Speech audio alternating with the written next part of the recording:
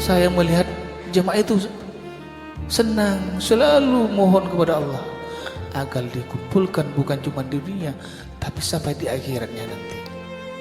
Karena perkumpulan yang seperti ini pasti ada dan akan ada dan akan ditempati oleh kita semua. Saya tidak ingin seperti di dunia yang seperti ini. Saya di Madura, ada yang di Blitar, ada yang di Malang, ada yang di Jember. Saya ingin berkumpul di Makassar di satu titik, di mana titik itu sudah ditancapkan bendera Nurut Tauhid. Itu aja kalau saya. Nanti semuanya tumbuh berkumpul di situ. Ini yang selalu saya mohon kepada Rasulullah. Dengan syafaatnya mungkin kita akan bisa, dengan ridhanya Allah juga mungkin bisa. Kenapa saya selalu mohon seperti itu? Karena hidup itu adalah saya pinjam. Seiman-imannya, secinta-cintanya jemaah sama saya, pasti akhirnya saya juga akan meninggal. Cuman kita tidak tahu kapan waktunya. Sampean juga seperti itu. Walaupun saya iman setengah mati, pada akhirnya harus kita berpisah. Itu pasti. Tapi perpisahan ini semoga perpisahan yang akan dipertemukan lagi. Itu harapan saya.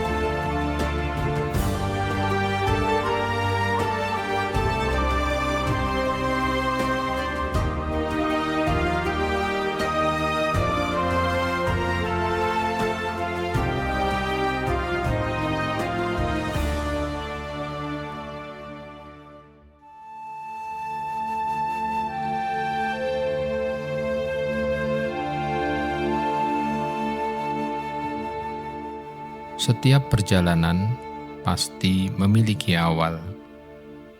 Ada langkah yang dimulai dari tempat sederhana, dengan jumlah yang tidak seberapa banyak, namun menyimpan harapan yang begitu besar.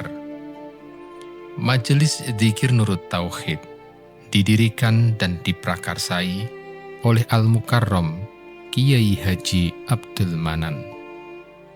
Perjalanan itu bermula di Kota Malang pada tanggal 21 Mei 2017 dari Ruko Tlogomas, Malang. Saat itu, jamaah yang hadir belum seberapa banyak, hanya terhitung belasan orang.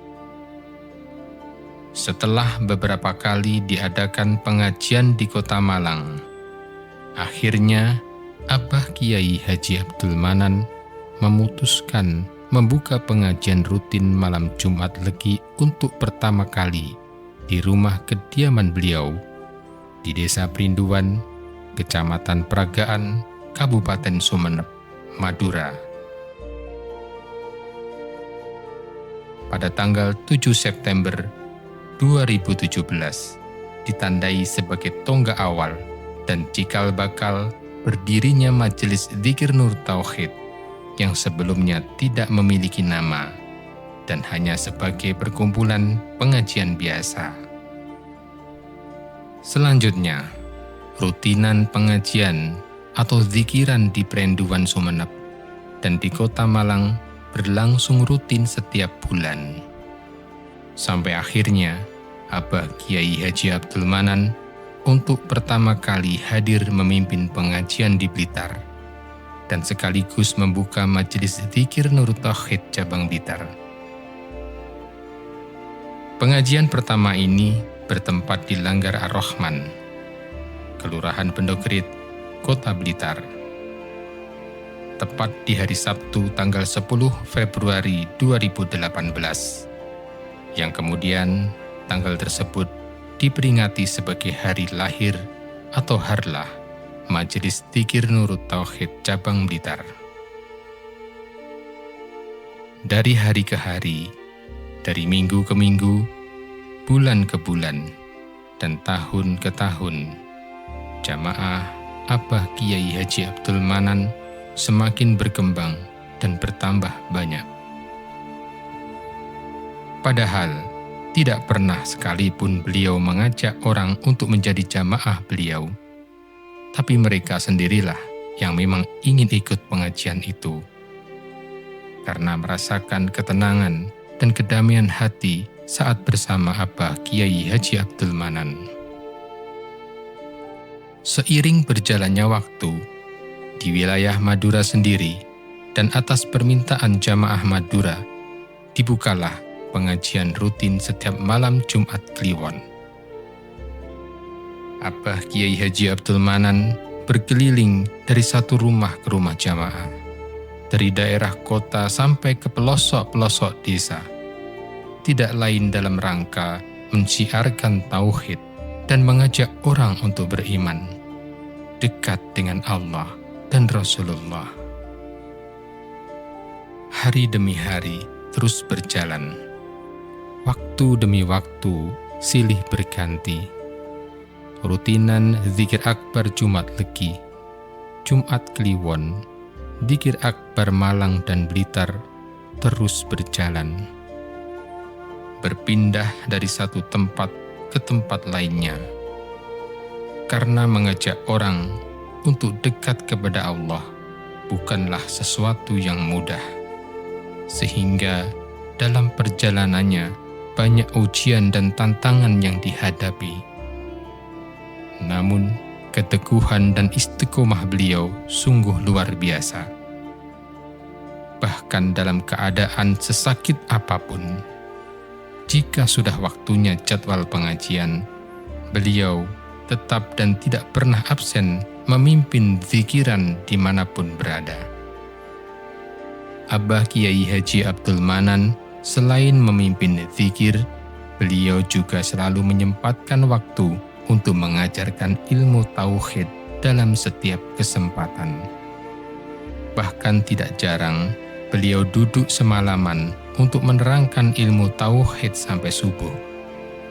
Begitu luas ilmu beliau bak samudra, sehingga jamaah tidak jemu, bahkan selalu rindu mendengarkan nasihat, ilmu, dan hikmah yang keluar dari lisan beliau.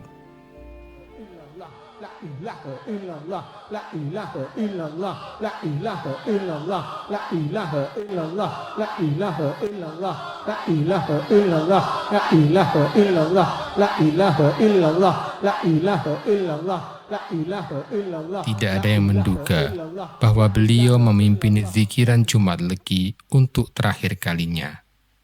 Saat itu bersamaan dengan perayaan akikah cucu pertama beliau.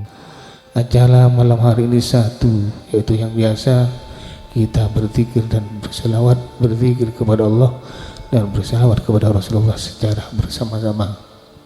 Dengan zikir dan selawat kita mencurahkan cinta kita kepada Allah dan mencurahkan cinta kita kepada Rasulullah Sallallahu Alaihi Wasallam. Kedua, kita merayakan Maulid Nabi besar Muhammad Sallallahu Alaihi Wasallam. Karena bulan ini sudah memasuki bulan Maulid Nabi. Ketiga, saya merayakan akikahnya cucu kami, yaitu Fatimah Zahra Azhar. Semoga menjadi tonggak perempuan solehah yang bisa membawa jamaah kepada jalan yang lebih baik. Amin Allahumma amin. Hingga pada akhirnya, tibalah sebuah perpisahan yang sesungguhnya bukanlah akhir dari perjalanan. Di bulan September tahun 2023, bertepatan dengan Maulid Nabi Muhammad SAW, malam 12 Rabiul Awal 1445 Hijriah, beliau berpulang menghadap sang kekasih sejati, Allah Subhanahu wa Ta'ala dan Rasulullah Shallallahu Alaihi Wasallam. Beliau meninggalkan dunia ini, namun tetap meninggalkan jejak perjuangannya. Beliau pergi dari pandangan mata, namun doa beliau, nasihat beliau, ilmu ajaran zikir khauf, tawajuh, dan sholawat yang beliau wariskan akan tetap hidup dan menjadi bimbingan rohani di dalam hati setiap jamaah. Dan perjalanan itu tidak berhenti sampai di sini. Sebab sebuah perjuangan yang dibangun dengan keikhlasan tidak akan berakhir hanya karena sang pejuang telah kembali kepadanya. Kepemimpinan Majelis Dzikir Nurut Tauhid kemudian diwariskan kepada putra menantu beliau, Kiai Haji Mu'tasim Billah. Bukan sekedar meneruskan sebuah pengajian, tetapi melanjutkan amanah, menjaga api perjuangan, dan meneruskan gema zikir dan sholawat yang telah beliau nyalakan, agar suaranya tetap bergema menembus sunyinya malam, mengalun di antara bumi dan langit, dan mengetuk pintu-pintu hati orang yang sedang mencari jalan pulang kembali kepada Allah. Jasad boleh kembali kepada tanah, namun perjuangan tidak boleh ikut terkubur bersamanya.